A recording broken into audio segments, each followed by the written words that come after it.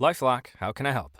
The IRS said I filed my return, but I haven't. 1 in 4 tax-paying Americans has paid the price of identity fraud. what do I do? My refund, though. I'm freaking out. Don't worry, I can fix this. LifeLock fixes identity theft guaranteed and gets your money back with up to $3 million in coverage. I'm so relieved. No problem. I'll be with you every step of the way. 1 in 4 was a fraud-paying American.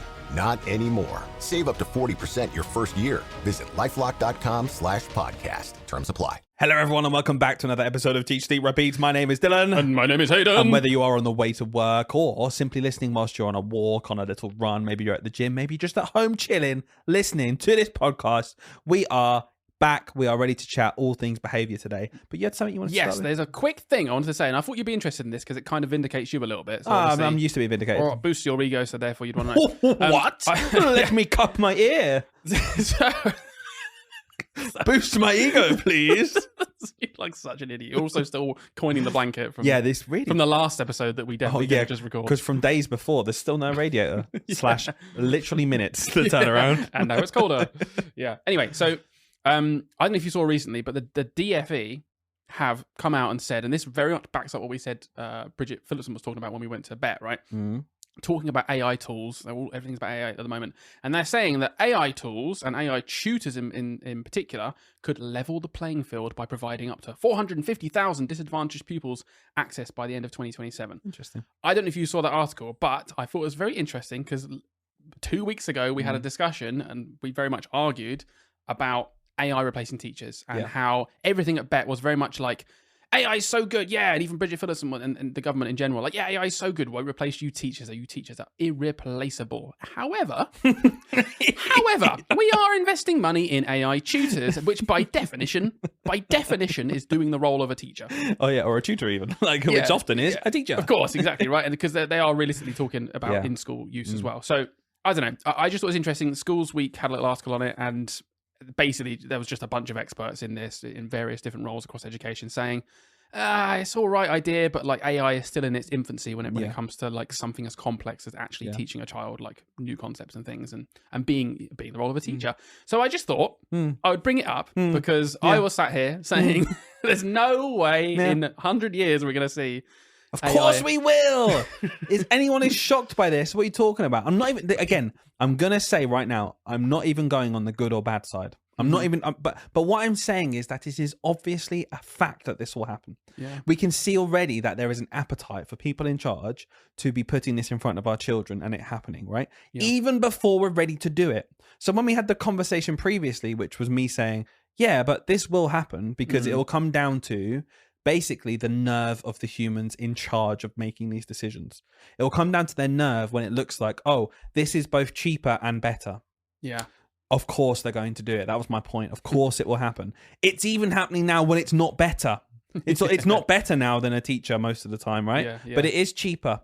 And it is going to give people a leg up, and it's going to be provided as an additional, right? So all of that context is really important because I'm absolutely not saying that what they are suggesting here is replacing teachers right now. Right. Okay. So I'm not saying that for anyone says they're not replacing teachers. No, I know they're not. But is this not one of the clearest indications ever of a path you can see happening? Where what I said is going to happen. Like I couldn't be more sure what I said is going to happen. And it is not because of any other reason, Nan. It is just the logical way of things going. Yeah. Like I cannot see it will simply come down to someone choosing a more expensive option of actual humans doing it and training them up and getting them to the point of doing it. If the will is there to keep that happening, then fine. But it obviously won't be. We live in a capitalistic society where we try and drain every single cent out of every single person. Yeah. Of course this will end up being the norm. I thought it was interesting because it very much is the beginning of that pathway, really, isn't it? That's the logical conclusion. This would, if I was to design the pathway to AI replacing teachers, this is probably where I'd start. Little intervention-y things, helping out, finding a little niche problem that it can help solve. It's like, okay, actually, teachers don't have maybe a breadth of understanding and knowledge to help these particular group of children, whereas this AI can be trained in everything, and actually we can help solve this problem better. And everyone goes, okay, well, we can't really argue with that. Yeah. What's your, like, without catastrophizing and exaggerating, just genuinely, grounded opinion on this? What do you actually think of the idea of using a bit of AI to help some kids in one-to-one tutoring in schools. Do you think there is like actually some good from this? 100%. Yeah. Yeah, completely. It's a good tool to use, right? Yeah. And again, in my version of events where I'm like, it could be labeled as catastrophizing or going over the top, saying everything's awful, I very clearly did state, I'm not saying it's good or bad. Yeah. Because in my definition is that eventually it will be better. That's a very unpopular opinion as well. I'm kind of pissing off both people in this regard, because what I'm saying is, like, people who really want AI to come in and be a force for good, I'm saying just slow down. It's not necessarily always going to be the best thing in the world. And actually, just especially not right this second, it's not quite there yet. But also people who are saying like teachers should never, ever, ever be replaced. We shouldn't use any AI at all. Like, honestly, what's wrong with you? Of course we should. Yeah. Of course there will be things that AI will be better than a human at. And there are some people who don't want to hear that ever. They're like, no, a human is always better because of these reasons. At some point, that won't be true. Yeah. I'm sorry. It won't be true at some point. I don't want to go back into everything we spoke about last time. Go and listen to the episode all about AI and education. At some point, that won't be true. Yeah. Right now, there are some things that AI is better at than humans, and there are lots of things that humans are better at than AI. And I would not say just let it loose in front of the kids right now and it'll be fantastic in all respects. No. Has to be controlled, has to be alongside humans, has to be alongside teachers and experts, absolutely. But there is obviously a role for this, Of course, where it can hit targeted intervention to children who need a boost more than other children. Yes, of course it can be a good thing. Obviously. And announcements like this are only going to spur it on more. Do you know what I mean? It's just going to get people and ed tech owners and just people that are interested in this field obviously going to get excited by it. Like even myself, right? Seeing that announcement and then reading articles around it, my genuine reaction was, okay, so this is clearly happening. I can even have nothing to do with it and just watch it and just hope that it works. Or if I had the opportunity, would I want to get involved and help curate it? Absolutely. And I imagine a lot of teachers are thinking, well, if you're going to do it, let's have some experts in, like at least curating it so we can get it as optimized as possible, as quickly as possible, not wasting people's time. So 100%. So it's funny how like even straight away my mind was turning. So it was like, well, okay, I'll just accept it's going to happen. So can I get involved? I've noticed a shift in AI in general as well. Like, I don't think it necessarily means people are ignoring the cons to AI, right? But there's definitely been a shift more recently as to it being more normalized. And again, definitely. I said that as well. Like I said this months ago, where AI will be ingrained in everything we do. Like when you do a Google search, AI pops up. There'll be some jokes at the start. Some people are not being annoyed about it, but eventually that'll be completely normal. And we have to learn how to live with that. And it's going to be a point of view. I used the example of Tesco with the self-checkouts. At the start, there was people very annoyed about it. Said we need to keep the jobs for these people. It's not right. Completely normal now. No one bats an eyelid at there being self-checkouts. That's absolutely normal.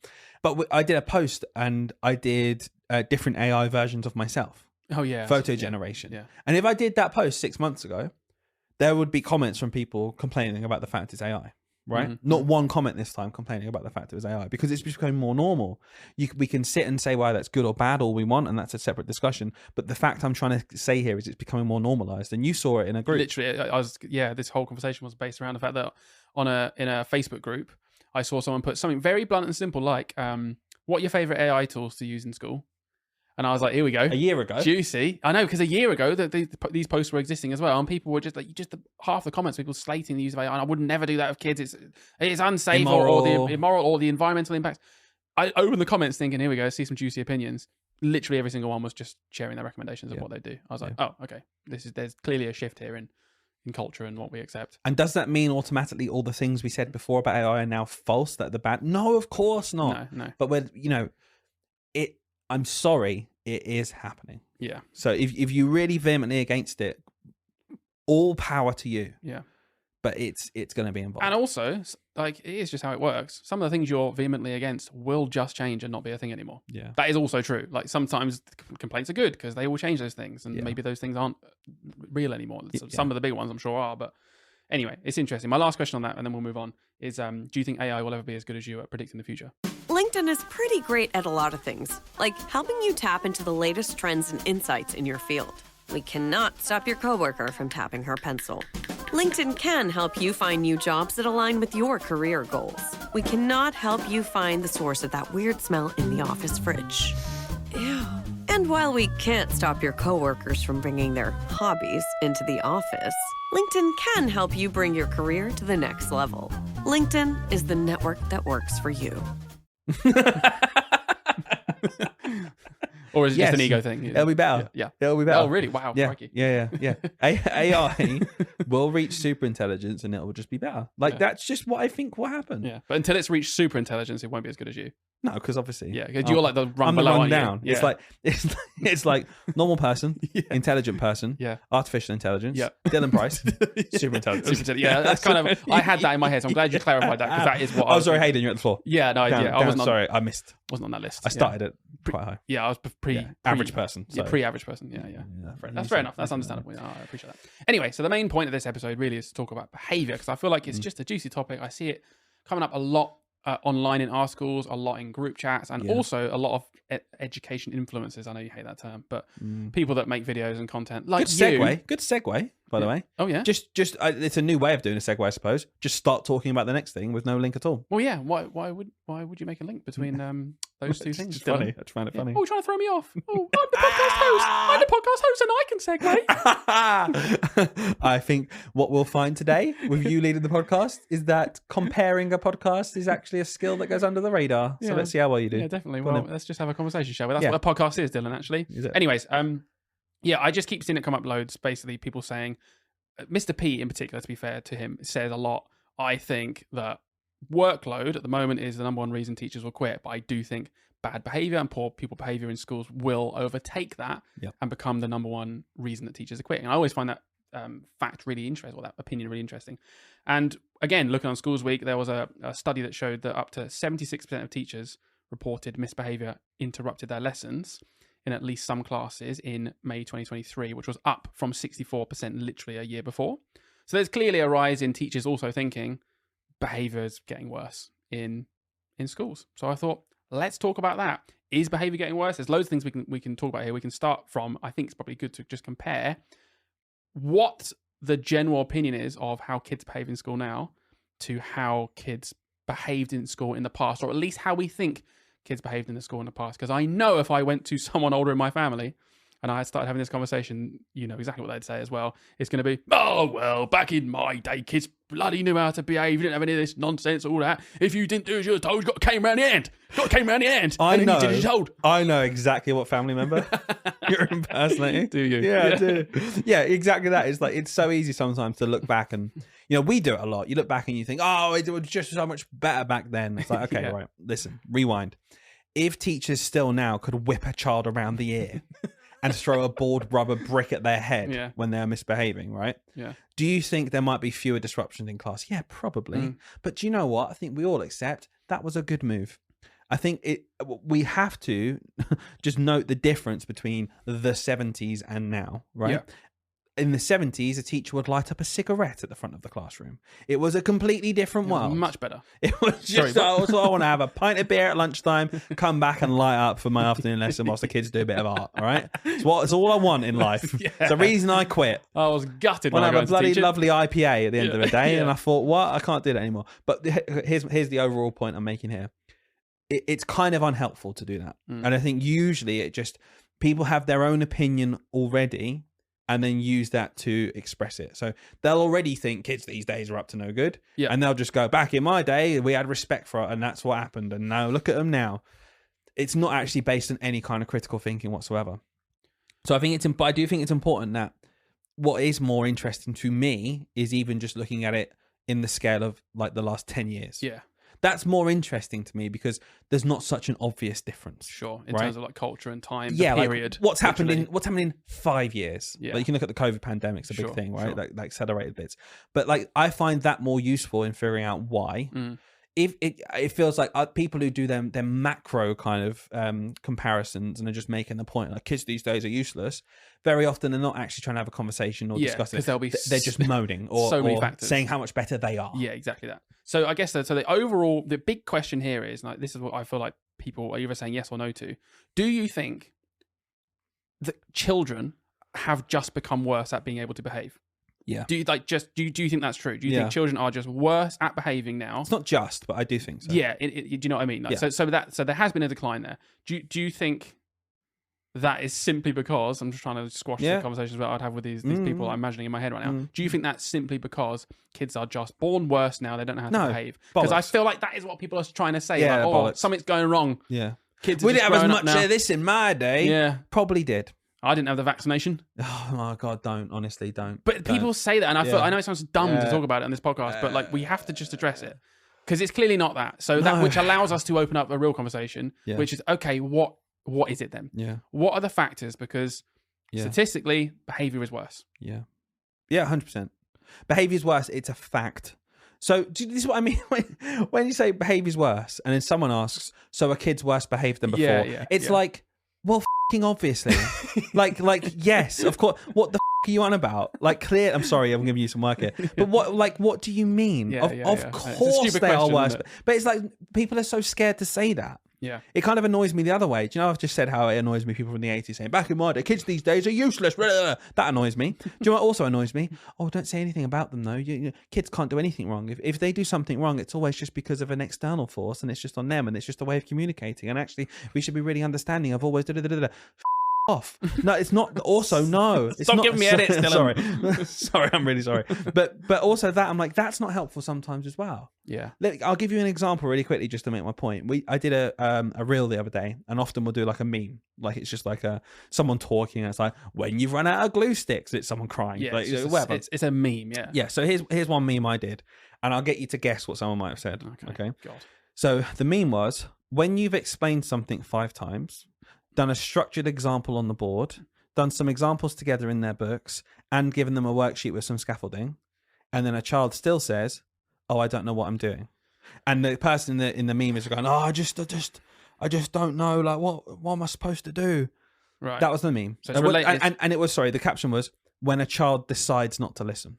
Okay. Okay. I know exactly Right? what it's going to be. It'll Go be on. something along the lines of, not all children get to decide whether they're listening or not. There's some SEN going on, and you've not factored it in. You're such a horrible teacher that doesn't consider these children that don't fall in the normal range of behaviours. Yeah. Oh, normal. Oh, don't say that. Oh, Yeah, turn it back. Yeah. So the comment was really smarmy and was like, considering I saw a reel recently about ADHD and how you're so understanding about it, it makes me really think this is very judgmental to put this out there. And I replied going, haha, yeah, nearly as judgmental as assuming this is about a child of ADHD.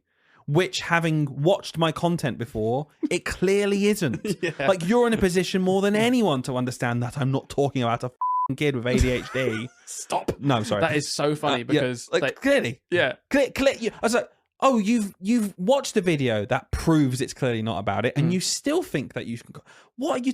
And I also said, the kid who decides to not listen. I don't think children with ADHD are deciding anything. So it's obviously not about a kid with ADHD. Yeah. But you're suggesting it's impossible for a child to ever decide not to listen. And that's the point I'm making. That's what annoys exactly, me. of When course. someone says, no, it's never the child's fault. There's always an underlying reason behind it. Yeah. No, there isn't. Yeah. Sometimes kids are just being really annoying and badly behaved, and they need consequences. Yeah. It's so funny that even in that made-up example, that's a made-up child that we're all imagining in this reel to relate to, they still excuse that. It's a made-up child that we've told you we've told you in the words this made-up child has decided to behave this way. So you, by definition, they don't have this. You've just given them ADHD. I know. It's made up. Seriously. Like, what are you talking By the about? way, it's a middle-aged man saying this. Well, I find it really judgmental that you think a 48-year-old man is in a year 3 class. I don't.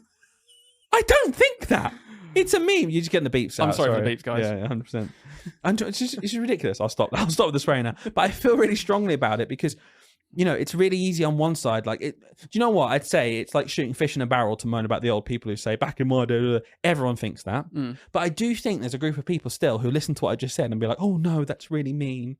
You can't say that. Well, I can, and it's nonsense. There are some kids that are choosing to behave badly because it's easier to, because they don't want to do the work. I was a kid sometimes. Yeah, I was going to say, do you know how I know that? It's because I was that kid so often. Yeah. I constantly chose whether I was going to be nice to someone because I fancied it, or whether I was going to be you had to learn. a little shit, genuinely. And I was a little shit to plenty of people.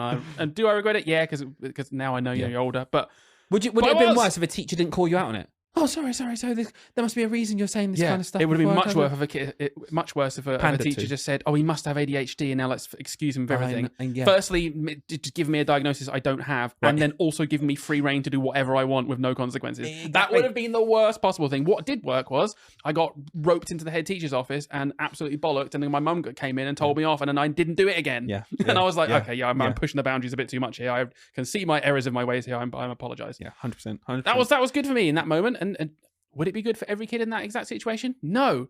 That's the beauty of nuance. Yeah. And we're always thinking of, if we're given an anecdote, it's a specific person. If we're talking generally, it doesn't include everyone. Like, you just have to, as a reasonable person who thinks and talks and listens to conversation, you just have to have that baseline of understanding, I feel like. Yeah, 100%. So- and not just assume the worst of someone. Yeah. Like, does that person think that I put a reel out there taking the mick out of children with ADHD? Yeah. After championing it as well. Do you think that that's what I was doing? Like, Yeah. or could it possibly be the other thing, which is actually makes way more sense? Yeah. People can't wait to be offended. No. And it's like, oh, do you know what? When I say behaviour's got worse, don't cower and go, oh, it's because of... And we're going to talk now about why. Yeah. Right? Because we can just tangibly see it. And I'm going to just start with that. I know, sorry, this is your episode, but I'm going to just My episode. take over on it. It is your episode. But in that example you just said about how it worked for you because you got hauled into the head teacher's office and they called you mum, you came in, you got a rollicking and you got consequences, right? Yeah. There's so much to unpack there, which I think all contributes to why behaviour is getting worse. Because I'm just going to summarise them now. Maybe we can dive into as much as you want. Number one, a clear behaviour policy that's backed up by the people in charge at the school and is consistent. That is vital. Yep. That you need that. You need your teachers to be backed up by your SLT 100%. And when something goes wrong, SLT need to back the teachers up and go with the teachers. Will that sometimes work out badly? Sometimes, yeah. Sometimes, absolutely. But the majority of the time, it's going to work out well. So, your leadership team and your school staff all being on the same page, clear behaviour policy. Second thing, called your mum and your mum was on board. Yep. Your parents working with the school as well in tandem. That is really vital. Third thing, clear consequences. No pussyfooting around, not worried about hurting feelings. You did something wrong, there's a consequence for you, and that's it right now. Yeah. Get over it. It's not fair. Life's not fair. And actually, in this situation, you did something, so there's a consequence. Yeah, it's extremely fair. It's extremely fair. This is justice. So all those three things come into it, and I would say, like, if I look at why behaviour is getting worse, I do genuinely think all three of them are weaker now than they were before. Yeah. Rather than it just being, I can't whack you with a board rubber anymore, put a dunce cap on your head. 100%. Yeah, the types of consequences changing, like being physically smacked or actual just other consequences. That was a good change. 100%. There's still consequences, do you know what I mean? And they can be rigid consequences. Yeah. What would you say of those things you mentioned is the biggest one in terms of what is your gut feeling? This doesn't need to be backed up by stats. This is just your opinion now. Yeah. So, like, just to preface that in case anyone gets annoyed. Yeah. What would you say your gut feeling is the one that is most causing children to think, oh, I can just get away with this bad behaviour now more than ever before? But what I will say before I answer this question is I do think all three are intertwined way more than I made it seem. Sure. Like, what's the point in having a consistent link between SLT and teachers if consequences isn't part of that? I agree. And then calling home isn't part of the consequences. So, Yeah. like, they're One all in thing the same breaks the thing. chain. Yeah, completely. So I think they're all vital. But if I was to look at where I think it would break down, like, I literally mean it. It's really hard for me to pick, actually. I had an idea and then I thought about another reason. Well, explore it. So here's what I'm thinking. The reason why they're all important, let's just break it down then. Let's just start with the whole SLT and teacher link. Because in my opinion, if that's not strong, clear and consistent, it immediately falls apart. It's almost like it's the first rung. Okay? That was my initial thought. And I was like, well, unless the teacher knows the SLT will back them up, what's the point in carrying on? But then I thought to myself, well, no, it's because they know the consequences as well. So consequences being clear and consistent actually probably comes before any of that. The child needs to understand what's right and wrong and what will happen if they do the wrong thing and why, and it will happen. Yeah. And that will only happen if SLT and teachers are backed up by strong links to each other where they have each other's back and trust each other. These things need to be implemented in a school for anything to work. It doesn't matter how strong your bonds are with parents. If a child comes into school and knows that there are no consequences and teachers are infighting, doesn't matter how strong. My mum was really hot on me, really, and your mum was hot on you. Because you were saying you still went to school and were annoying. Yeah, you still went to school and pushed the boundaries. Yeah, kids will always push the boundaries. So I think that's really, really important. You have to have a leadership and staff team on the same page, really clear, coherent message that back each other up with clear consequences that are always followed through. I think back to when I was in geography. I had a teacher who was an absolutely lovely bloke in geography, but his warning system was just made up, and kids would walk all over him. Yeah. And I remember being in the classroom thinking, he was South African. He'd say, "Look, you do one more, you get your name on the board like that, and if you get your name on the board 3 times, then I'll have to put a tick next to your name." And it was just going on and on, and on and on and on and on and on. And it was like, I could see as a 12-year-old that the person over there ruined the lesson because he was trying to be funny to his mates. Not because he had any additional needs, because he was trying to be funny and he knew he could get away with it. The ticks and he got 15 warnings before even the teacher went to get someone else. He knew he could push it. He didn't care. There was no clear, consistent boundaries. No one was backing up that teacher, to be fair to the teacher as well. That has to come first. And if you haven't got that, the kids will run wild. It doesn't matter how much the parents are giving. The kids will find it, and kids push boundaries all the time.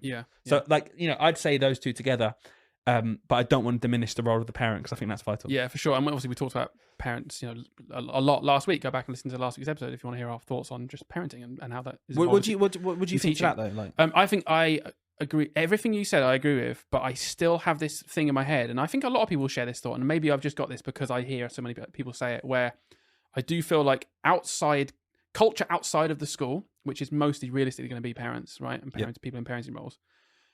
The culture outside of school, I feel like, has way too much power over the school that can just completely annihilate all of these rules and things we have in place. Do you think the culture outside of the school and the parents' views and whether they're on board or not, are you saying basically, that directly affects the cohesion of the school and the SLT and the teachers? Yeah. So even though you agree that's the most important thing, again, actually, we're looking at the links between them.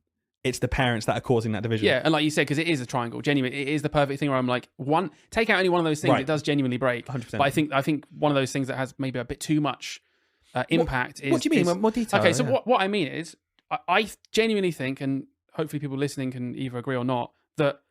they'll tend to do one of those. They'll tend to do one of them.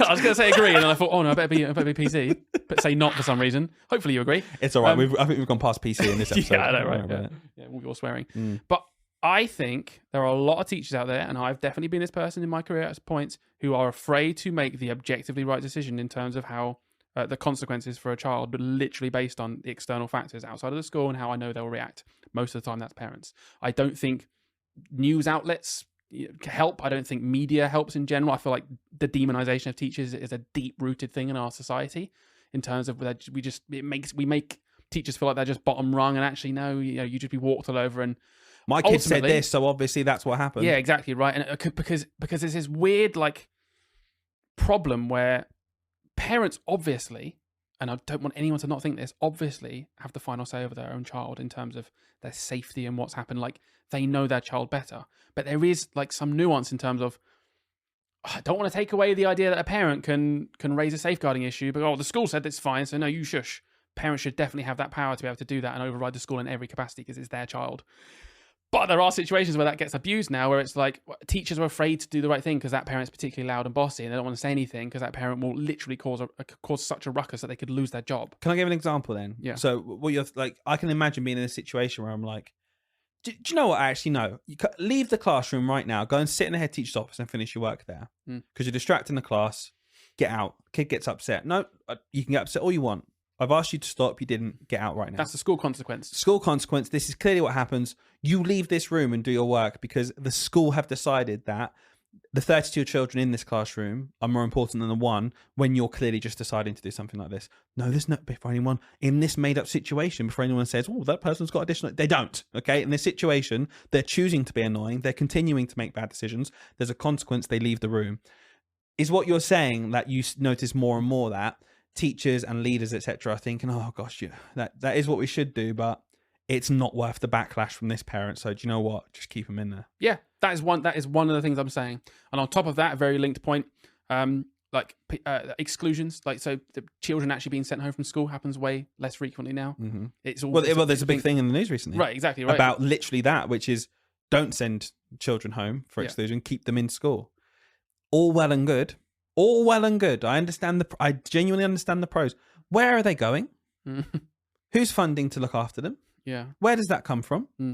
Like what and are you saying that actually there's not most of the time when there's an exclusion, it's a safety thing. And actually, they should not be in the building. That's part of an exclusion sometimes. Part of the reason. So there has to be a balance. Yeah, exactly. And there's just so many layers. I feel like my brain's going all over the place. But even thinking back, right, when I was at school, I still remember there was those few kids who were terribly behaved. And when they got excluded or suspended or whatever, they go, don't care. My mum doesn't care anyway. My mum thinks the school's stupid. My mum will back me up to the nth degree. And I remember thinking, that kid just does what they want because their mum just comes in and shouts, or their dad comes in and shouts louder. Yeah. And it was like, and I feel like that's just got worse, basically, in terms of maybe even just the respect for the profession. I don't know, but just the ability to override rather, these things that we're saying are sacred in terms of we need consistent, stringent policies in terms of behaviour and consequences in the school. Obviously, with leeway for children in different circumstances, but generalising here, it needs to be strict and consistent. When that gets overridden by parents, it kind of just undermines the entire thing. And I feel like behaviour is now I think that's a huge cause of why behaviour is getting worse, because parents just don't respect the school system. So we've said a lot about like tangible things you can do about it, because and I think it's really hard to make parents care. Right? Sure. But I guess a big part of what we're saying is when that happens with parents, we need schools to really, really keep their backbone and keep that in, what I say and do in this school goes. Yeah. And do it, whether it's going to kick up a fuss or not. That's the point I'm making, I suppose. As soon as the school and the SLT in particular say, do you know what? It's just easier for me to back this parent in this. Sorry, teacher. Can you say sorry? Or, or can you just don't do that to him anymore? Yeah. As soon as that starts happening, I guess that's when it can spiral and get worse and worse. And it happens. It happens a lot because then it's backing up the parent and the parent thinks they've won. Do you think that parent will stop? Yeah. No, they've won once. They'll get another one and another one and another one. So I find it really interesting. And I struggle to pick one. I really do struggle to pick one. But in general, I think all three of those things are weaker than before. Yeah, and definitely. You can say, it started with the parents, or it started with the consequences, or it started with restorative justice, or it started with leadership, being detached from the classroom. You could look at anywhere in this cycle and argue as to where it started. It's kind of irrelevant, really, because I think every single one of them is being eroded, which is in turn making the whole thing harder. Yeah, for sure. A lot of data shows that since COVID, that we've had a big decline since COVID time. Do you think that's a coincidence, or do you think something about COVID has amplified all of these things, or some of these things? I think for sure. I'd be interested to see what happens, like pretty much from now onwards as well, where, especially in primary school, you'll get to the point very soon where the children in year 6 actually had no disruption. Yeah, and the parents didn't go through that experience either. Yeah, exactly that. I do think it's insane to suggest that it wouldn't have any kind of effect. Yeah, and even just looking at the data shows that it did. It's like, what a coincidence. When we were locked in a house for a year and a half, behaviour got worse. Of course it did. Yeah. Of course it did. The children who were young socialised less, had less interaction with their peers, had less interaction with school people. One of the big thing in the school readiness document we went through last week was it's an important milestone for children to understand that they can be looked after and cared for by other adults. That's an important learning step. That's an important thing for a child to learn before they go to school. That didn't happen for a lot of kids. No. So who's this guy telling me what to do? I ran around the house freely for years and years because, not even blaming the parents here, but like if you're trying to work from home, and you've got a 3-year-old, I tell you right now, if I was working from home with a 3-year-old, that 3-year-old would be doing stuff I would absolutely not be letting him do if it was just me one-to-one looking after him the whole time. Of course. It's We're natural. Human. It's human. There are limitations to what we can achieve and do. So I think it's to me, it's very obvious. It's very, very obvious that had an effect. I don't know about you. Yeah, for sure. Like literally directly on the kids. And again, just harping back to that parent culture, I do think there was a bit of a rise after that of parents almost feeling like they're waking up to the broken system and being like, hang on a minute. I've had my kid at home for this time. I've had way more insights into school maybe than I'd ever have before in a non-COVID situation. And my opinions on school have changed now. And for some people, it was quite positive. They were like, oh my God, the teachers, I don't know how you do this. This is crazy. I can't even look at it. Like, this is madness. You've got 32 of these. And for other parents, it was the opposite. And they were saying, actually, I think the school system's rubbish. My kid clearly needs loads of these things that I now really am, alerted to. Do you think that's ever justified? Yeah.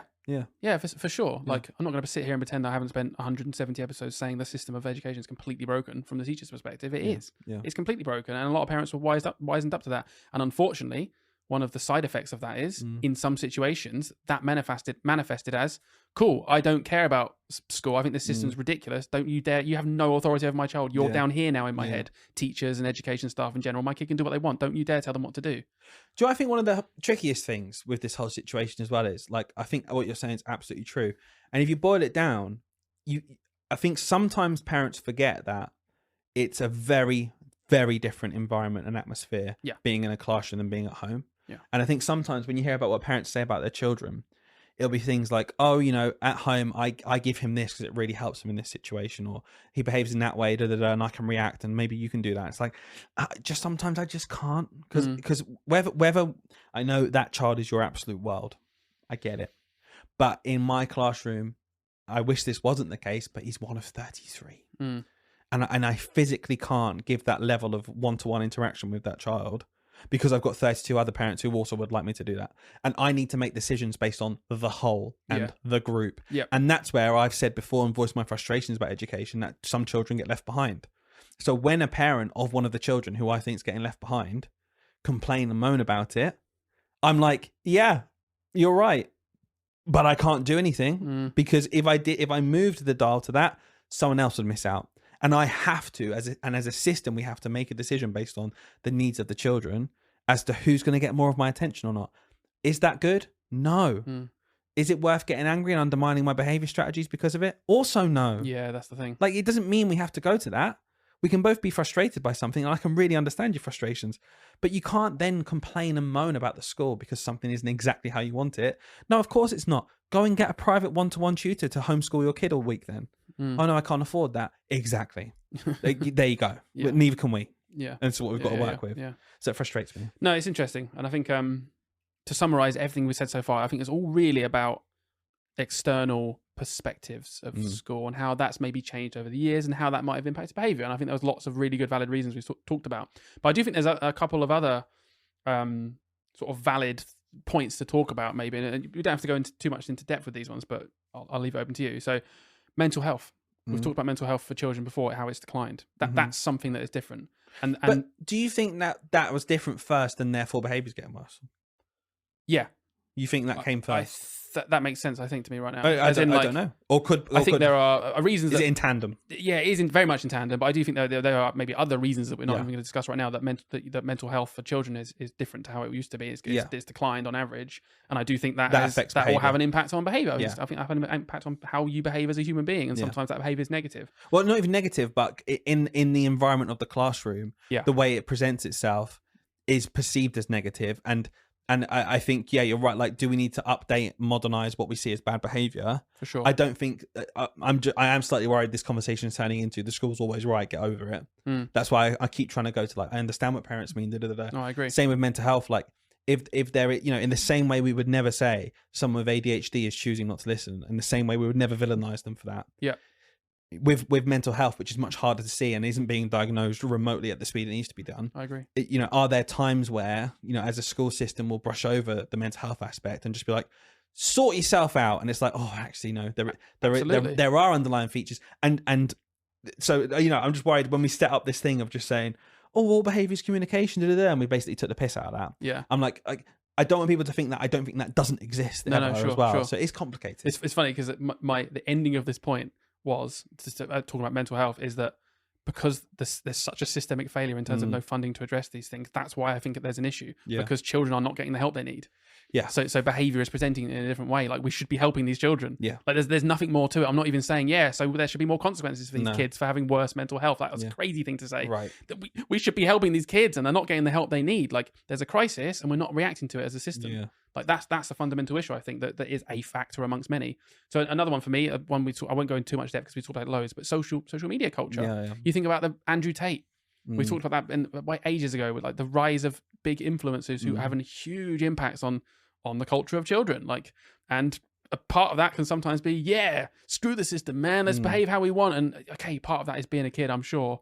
But social media is amplified. There's nothing like social media in the history in terms of the way it's like gotten into children's brains. Like, it is anything you can think of in the past that had a huge impact on how kids behave, way bigger, way more amplified. So I think social media is another huge one.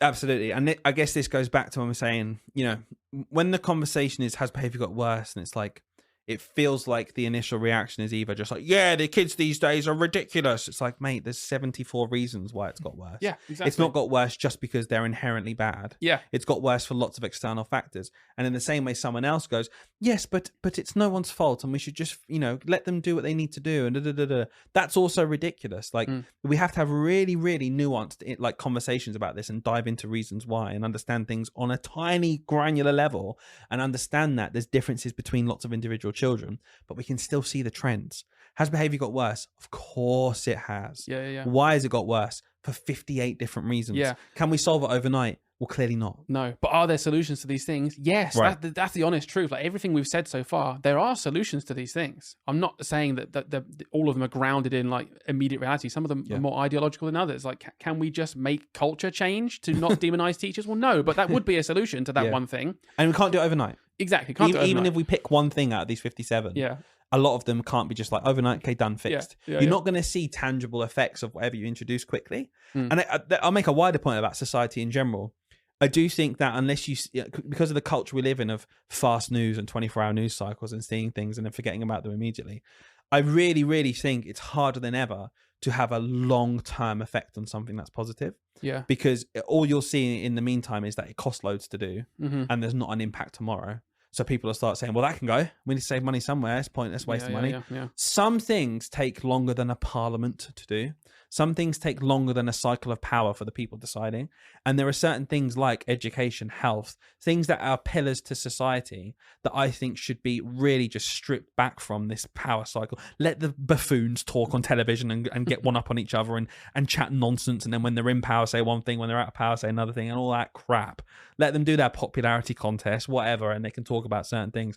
But the fundamental, root of our society of what we think about for long-term growth has to be separate and has to be led by experts. Yeah. And there's no separation of that at the minute. And because of that, we'll continue to have things like this where experts say, no, I don't think that's actually a good idea because of X, Y, Z. Oh, but it sounds good on a little press release we've got that we can say tomorrow. And then if it doesn't work out, well, at least we've got the little news thing for the one day. Yeah. Who cares if you've got the news thing for the one day? Is it fundamentally a good thing? I agree. It has to be about that. Will it take longer than 5 years to show impact? Yes, cool. Don't do it then. Yeah. It's because like everything is dictated by that cycle. You're absolutely right. And some things, the education existing itself shows that some things take 17 or 18 years. Do you know what I mean? To manifest, or maybe not that long because obviously the first few years you're not at school. But you go to university. But yeah, of course, and you keep going for it. But clearly that process takes a long time of becoming educated or whatever. So I don't know. It's just such an imbalance, isn't there? My last point on this, and we kind of addressed it, so we'll skim over it. It's just systemic pressures in general, like on the system of education, and just attendance targets, things that maybe didn't happen before that do happen now or are more amplified now that put pressure on schools to respond to behaviors in different ways. That's just another thing that I think over time has changed, and it might be impacting why kids are behaving in certain ways because schools can't do the same things they used to do, or they have different pressures impacting their decisions. Turns out it's complicated. It's complicated. And it's not us saying it used to be better. It's not us saying it's now worse than ever in terms of the structures and things that are in place.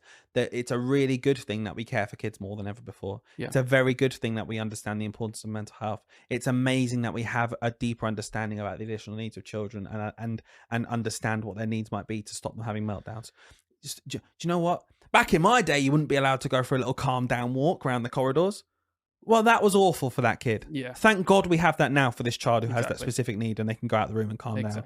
Fantastic that we know that do you know what I loved more? Honestly, it was probably the top thing in teaching that I just loved as like a humanity level kind of thing was when you're in a room with 32 8-year-olds and they just get that someone's different. And they just understand it. And there's none of this thing that you seem to get as an adult. Like, well, he got this thing. Why don't I get that thing? It didn't happen in the classroom. There'd be a child there who even sometimes would shout out and wouldn't get the same response from me as if someone else shouted out. And they all knew that and were fine with it because they knew, just whether it was inherently or also just from me modeling it, that there are different bars and things and expectations for different people based on them individually. Yeah. And they did not care. And it didn't ruin my behavior management. They knew that this person sometimes can't control that they shout out. Yeah.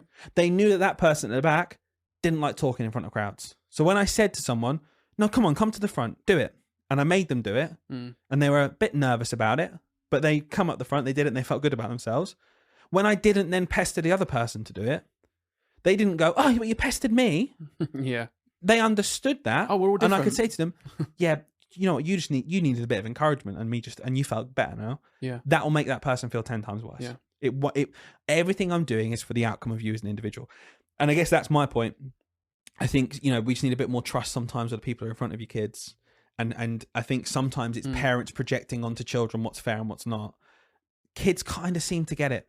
They genuinely, in general, I always agree. found kids seem to get it. So, just have a bit more trust in what's going on in your classroom. I agree. Now you said it, it's made me realise that's absolutely true. Like every experience I've had, the classes, I've been more and more and more and more understanding of other children with different needs in the class. Yeah, like lovely. They're just lovely human beings. Like crazy. Yeah. So I think we'll finish the episode in a minute. So the last thing I want to do really is just bring this all down to reality in terms of if you're a teacher and you're listening to this, what's the point of this conversation?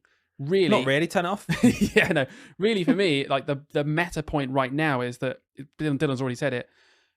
We're not going to solve this overnight. No. And you're, as an individual teacher, you are not going to solve this issue. And think back to our Q&A. Someone said, "Oh, I'm struggling with some behaviors. Is it? Do I just accept it, or should I keep trying?" Yeah, we should keep trying. We should all keep trying as a collective and individually. But as a teacher, there is only so much you can do. You can't actually go up against the media and battle how they perceive teachers for 10 years and completely intercept people's minds on how they now think of teachers. Do you know what you can do? What's that? You can go into NetMums, set up an anonymous account, and start fighting back on all the people. Exactly. Rage baiting against teachers. And do you know what else you can do? That's a pretty good one. You can also have consistent routines and expectations. Like you mentioned earlier, that's a really big one. Having consistency in your classroom, routines and expectations. That's one little thing that you can do to help manage your behavior. school.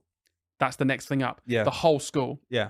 If you feel like you work in a school where or different teachers have different ways of dealing with certain behaviors, you should address that. You should actually bring that up. That would be a really good thing if you're a bit afraid sometimes of maybe putting your head above the parapet. This is the one to do it with. Say, it's bad for our kids that we're not really consistent with behavior and policies across this school. When a kid goes through this school, they should know what the boundaries are and what the rules are all the way through. That is going to help with behavior management in your class.